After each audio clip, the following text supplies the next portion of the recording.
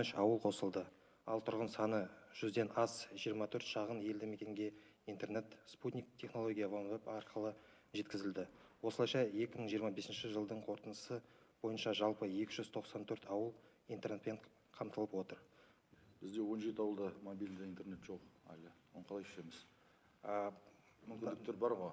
Техническое решение есть, правильно? Технически ГЧП-2 ВОЛС в этом году начинается уже. Он рассчитан на 26-27 год. Внутренние какие поселки поэтапно еще не дали, мы ждем списки от них. Вообще планируем этим способом пойти. Но есть второй вариант. Сейчас Direct to Cell, через спутник можно подсоединяться. Это быстрое решение.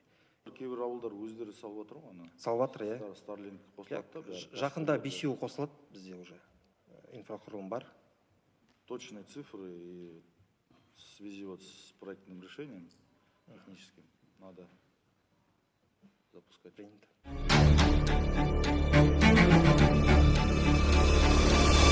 2025 жылы табысталған жер учаскелері бойынша тоқталып кететін болсақ, ауыл шаруашылығы мақсатында конкурс арқылы көлемі 347,1 миллион гектар 216 жер учаскесі табысталды.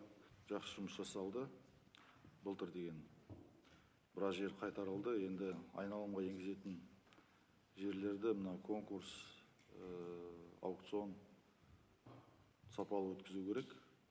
Қадағалау мәселесін сапалы өткізу үшін жаңа бірінші сұрақ бойынша мына цифрландыру. Жер картасы болу керек. Осы жылдың аяғына дейін ол жұмыс басталды. Бірақ үзіп мына бағыт бойынша жасап жатсыздар. Бір картамен болу керек.